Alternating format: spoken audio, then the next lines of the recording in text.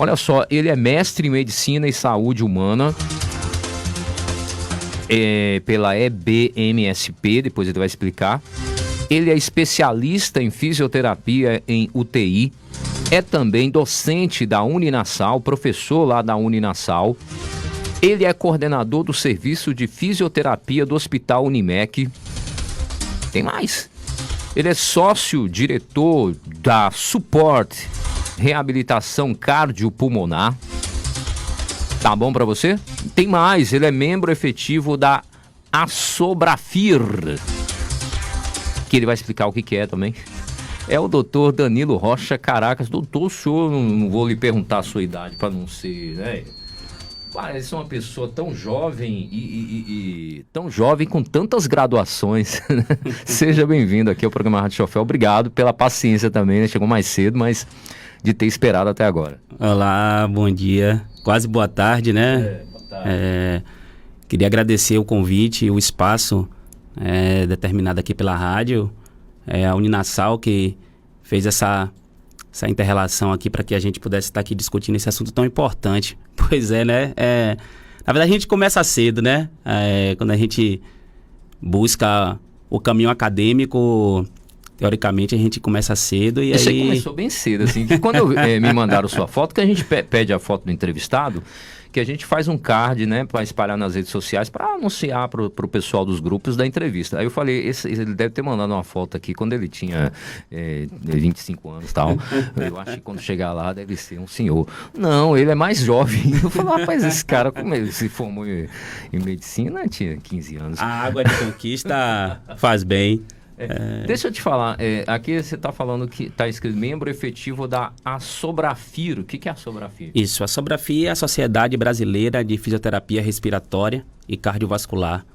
É o órgão, né, mais importante hoje que rege o cenário da fisioterapia, que trabalha com os mecanismos da pneumologia e da cardiologia. Eu quero registrar também, eu não sei, acho que hoje ela não vai falar, ela deu entrevista recentemente, que a nossa amiga Carla Pequeno, já se tornou amiga, a professora Carla Pequeno, que foi ela, inclusive, que fez toda essa intermediação para que o doutor estivesse aqui. Ela que é coordenadora do curso de fisioterapia da Uninasal e também professora, está aqui hoje só nos bastidores, dando uma, né, Carla, de repórter, né, de mídia social. Mas, doutor Marcelo, vamos logo entrar nessa questão, doutor Danilo Caracas, essa questão da monkeypox, né, a varíola dos macacos. Então teve esse estudo aí que foi publicado pela Folha de São Paulo, que 92% dos casos desse estudo foram de pessoas que contraíram a doença através de relações sexuais. A partir daí começou um boom de pessoas dizendo que era uma doença sexualmente transmissível. Depois teve um alerta de que, principalmente relações entre homens, aí já começou um outro preconceito e tal. Ontem eu vi essa matéria no Fantástico, pessoas aqui já no Brasil que estão matando os macacos, achando que matar o macaco... Tá tendo muita confusão aí com essa questão, não é isso? Sim, na verdade... Isso, primeiramente, faz parte de um processo de ignorância social, né? Mas tudo é explicado quando a gente entende o contexto histórico da doença, né? A monkeypox, ela foi isolada pela primeira vez no final da década de 50. Em 1958, mais precisamente, onde cientistas identificaram sinais e sintomas da varíola, né? Contudo, sinais e sintomas muito mais leves da varíola em macacos. E como os sinais eram muito parecidos com o sinal da varíola e foi isolado em macacos, o nome da doença, dessa zoonose, ficou sendo varíola dos macacos. Então, não quer dizer que a doença ela é gerada e transmitida pelos macacos. É o processo etimológico do termo, né, onde ela foi descoberta. A partir daí, né, no início, na verdade, da década de 70, nós identificamos o surgimento de humanos tendo sinais e sintomas da varíola do macaco, né? Isso em uma região endêmica no continente africano. E a partir daí, sempre era uma doença endêmica ali, nunca saía daquele espaço geográfico ali restrito do continente africano, sempre ficava ali, né? E ela sempre existiu, né? Desde 1958, a varíola dos macacos sempre existiu. Então, o que acontece, né? A partir daí, essa doença, ela traz como sinais e sintomas dela erupções cutâneas. E aí faz a gente entender agora a segunda parte. Parece catapora? Exatamente, né? São erupções muito parecidas. Então, ela traz como no seu processo clínico a presença de erupções cutâneas. E essas erupções cutâneas, elas apresentam-se no corpo do indivíduo, né? Ela começa geralmente na face, na cabeça, pescoço, mas ela pode comprometer todo o corpo das pessoas, mas ela também pode estar presente ali na região anogenital. Daí é que se tem o segundo estigma da doença, né? Não quer dizer que apenas homossexuais do sexo masculino são eles que vão ser comprometidos pela doença. Isso é uma fake news de extrema importância que deve ser derrubada, né? Até para não gerar mais preconceito que já existem, né, contra os homossexuais, né? Não, além do preconceito, isso gera uma perturbação de saúde pública. Por quê?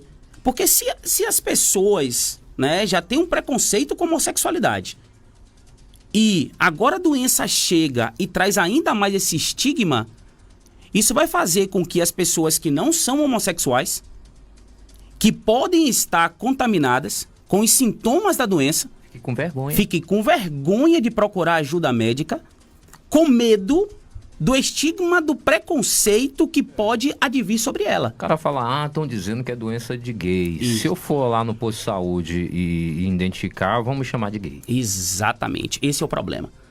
E aí nós vamos entender duas coisas. Que primeiro, né, a doença é transmitida para humanos de três maneiras.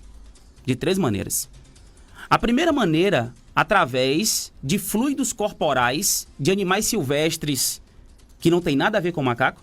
Estamos falando de roedores, de pequenos roedores. Nada a ver com macaco. Segundo, do contato corpo a corpo de qualquer ser humano. Um beijo, um abraço? Um beijo, um abraço. Na verdade, qualquer situação em que você tenha contato corpo a corpo, né, com as erupções cutâneas dessa pessoa ou com fluidos corporais, seja ele qual for, das pessoas contaminadas.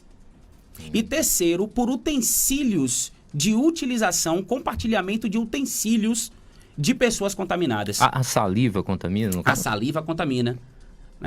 O que contamina são fluidos respiratórios, o sangue e, na verdade, qualquer fluido corporal das pessoas contaminadas vão fazer com que você esteja em contato direto com o suor, com o não? O suor também? Com o vírus. Na verdade, não se tem ainda uma comprovação de que o suor ele é o gerador da doença. Ele pode fazer com que a pessoa se contamine. Mas assim, como a gente está vivendo em um processo de que o conhecimento do processo de contaminação ainda é muito baixo, então é necessário que a gente fique alerta e nos proteja, né? A melhor forma hoje de você prevenir, né, a monkeypox é você se precavendo dela. Qual é a melhor forma de fazer isso?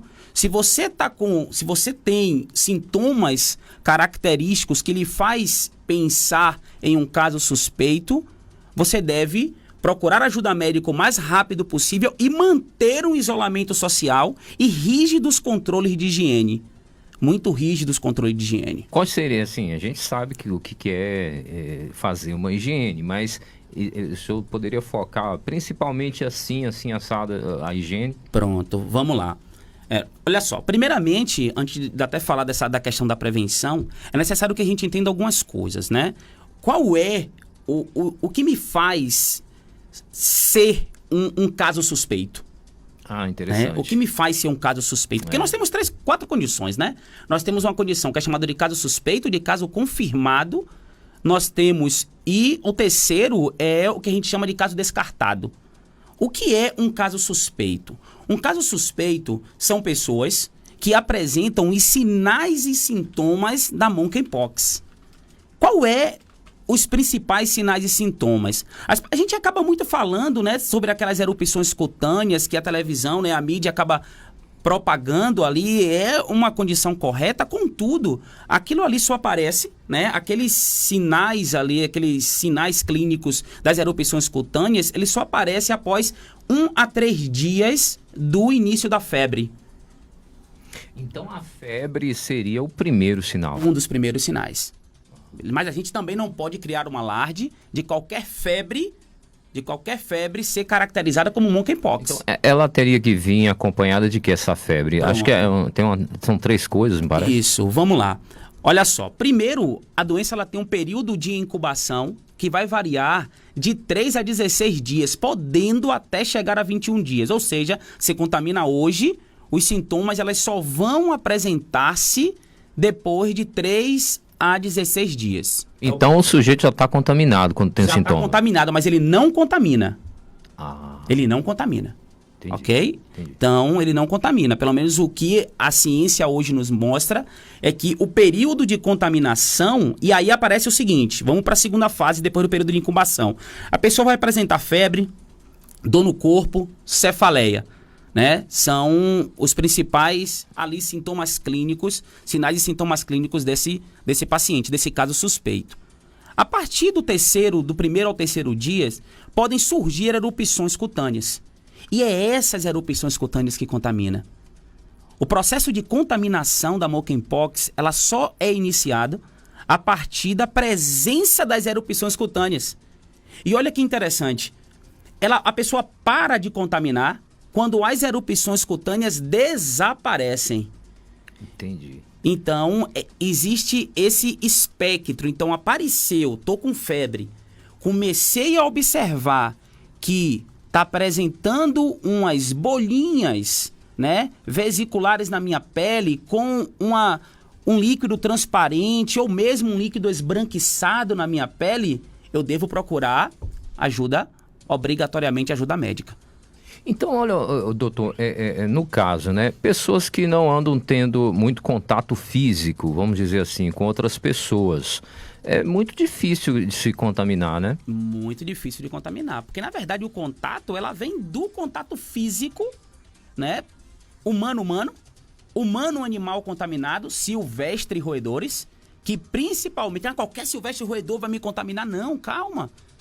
As pesquisas mostram que são animais silvestres, principalmente roedores, que pertencem a um processo do continente africano.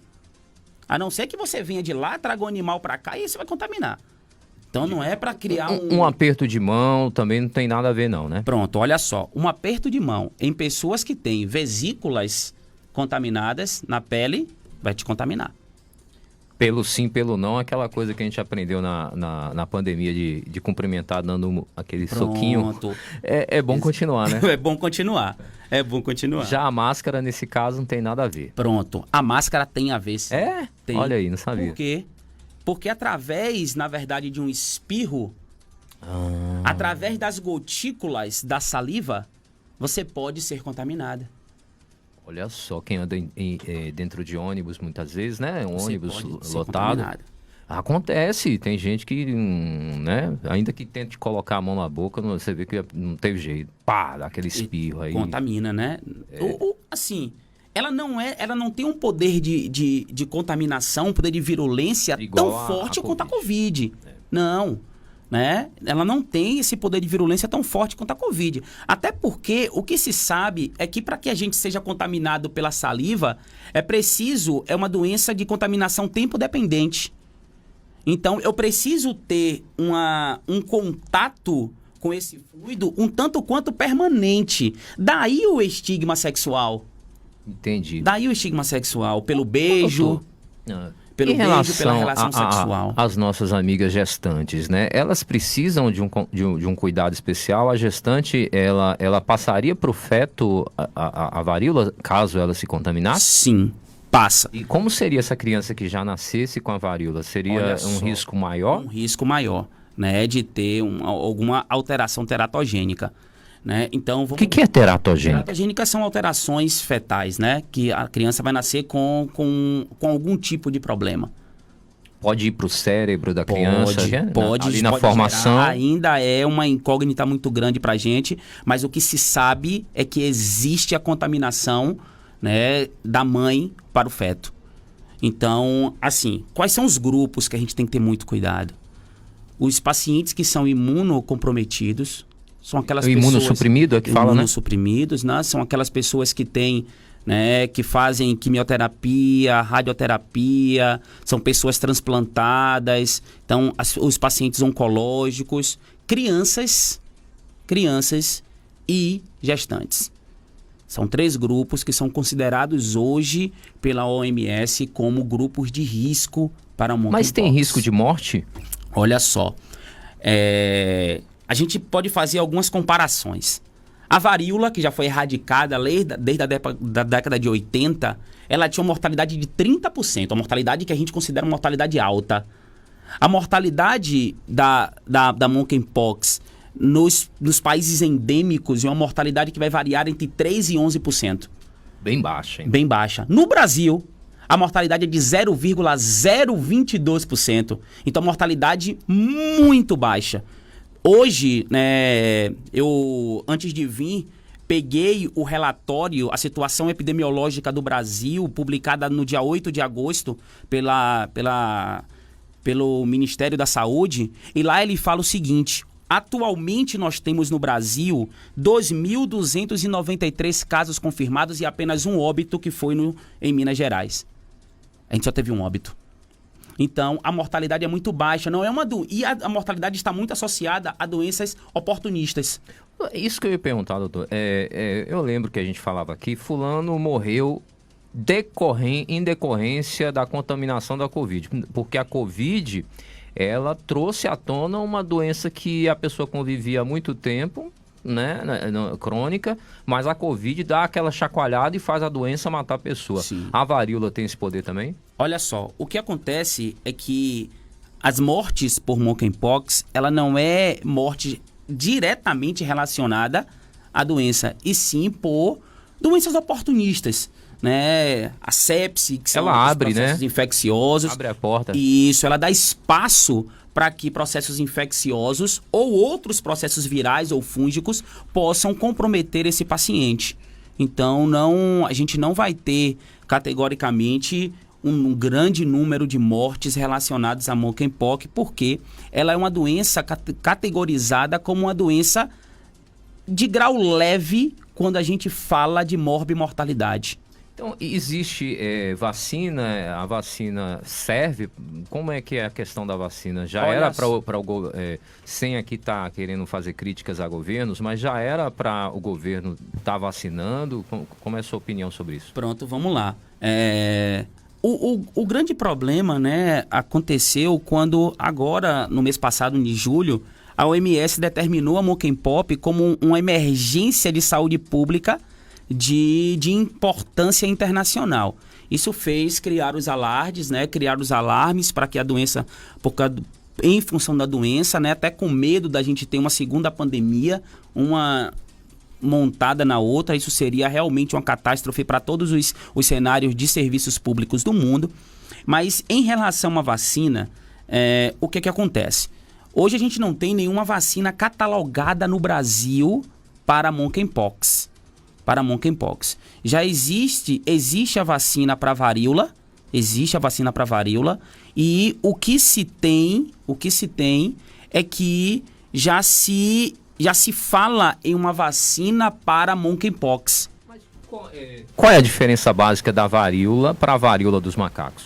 Olha só, a varíola dos macacos, ela faz parte de uma família de vírus, né, que é chamada de ortopox vírus, né? Então o gênero dela é essa, e a família dela é a Poxviridae, que de certa maneira ela e a varíola real, ela faz parte de 3 grupos, né? Que é a varíola humana, a varíola animal chamada de varíola bovina, e nós temos uma outra varíola, que é a varíola vicinae.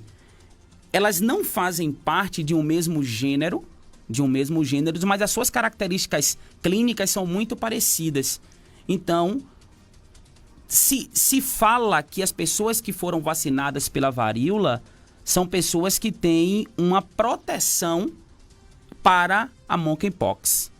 Entendi. Mas assim, internacionalmente já existe um trabalho para que essa vacina ela seja amplamente difundida. O Brasil já está, o Ministério da Saúde já está em contato com os fabricantes dessa vacina, e a proposta, a estratégia que se tem é que assim que essa vacina chegar ao Brasil, ela vai ser direcionada para os profissionais de saúde que têm contato direto com as pessoas com monkeypox. Essa é a primeira estratégia dentro desse contexto inicial. Entendi. Pessoal, você que ligou o rádio agora aí, uma pena, perdeu muita coisa, que a gente já está chegando aqui ao final. Esse é o nosso amigo Dr. Danilo Rocha Caracas, ele mestre em Medicina e Saúde, também especialista em fisioterapia em UTI, é professor da Uninasal. A gente fica, inclusive, parabeniza aí a Uninasal por ter um profissional do nível de Dr. Danilo Rocha Caracas, que você que está ouvindo a entrevista sabe, está vendo, né, o conhecimento que ele tem amplo sobre, principalmente desse assunto e outros, né? Também sócio-diretor da Suporte e Reabilitação Cardiopulmonar, membro efetivo da Assobravir, que você falou que é o que mesmo? É a Sociedade Brasileira de Fisioterapia Respiratória e Cardiovascular. Doutor, obrigado por tantas informações importantes, né? Inclusive essa questão de, mais uma vez ressaltando, que ele estava comentando aqui, que não é que o macaco criou essa doença. Essa doença foi achada no macaco. E de onde ele contraiu, pode ter sido de um roedor e tudo mais. Então essa questão aí que algumas pessoas estão matando os macacos, isso é de uma ignorância absurda, né? Tem nada a ver. E aqui ele falou deu diversas dicas, né, sobre como é transmitido, os cuidados necessários. Meu querido doutor Danilo Rocha Caracas, se tiver mais alguma informação importante que a gente não contemplou, fique à vontade. E a gente já está chegando aqui ao final, o senhor vai dar aula daqui a pouquinho lá na Uninasal também, não pode perder o horário. Pronto. Olha só, nessa sexta-feira agora nós vamos estar no auditório do Boulevard Shopping falando presencialmente sobre o monkeypox, né? Uma oportunidade que as pessoas vão ter da gente estar fazendo um bate-papo bem bacana sobre isso, né? Sobre esse tema. E para fazer as inscrições, basta entrar em contato com o telefone 98822-3612. Vou repetir, 98822-3612, ou através do extensão.uninasal.edu.br. Vou repetir, extensão.uninasal.edu.br.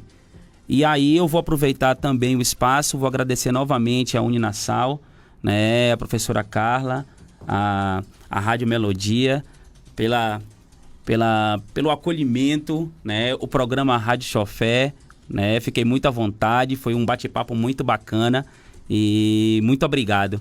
E queria também agora aproveitar também o espaço, senão quando eu chegar em casa eu durmo no sofá, mandar um beijo para minha esposa, a Ruth, e para minha filhotinha, Sofia. Beijo, filhota. Inclusive agradecer também a senhora Ruth, que foi ela que ajudou também a intermediar, né, a entrevista, né? Eu estava sempre conversando com ela no WhatsApp. Obrigado também. E aqui o espaço estará sempre aberto. A gente que agradece aí poder sorver de tanto conhecimento que o senhor, de uma maneira tão didática, tão simples, passa para todos nós, de forma que todo mundo entendeu. Eu acho que até onde eu vi, não é falando não, para mim, a entrevista mais esclarecedora que eu já ouvi sobre a monkeypox foi essa aqui. Obrigado. Um abraço, boa aula e conte conosco sempre, viu, Carla? E o pessoal da Uninasal, a gente está aqui, parceiros, tá bom? Valeu. Pode contar comigo também. E para outros temas, estamos sempre por aí, viu? Que maravilha. Muito obrigado, meu amigo. Valeu, agradecer aos ouvintes e novamente a Rádio Chofé. Muito obrigado. Valeu.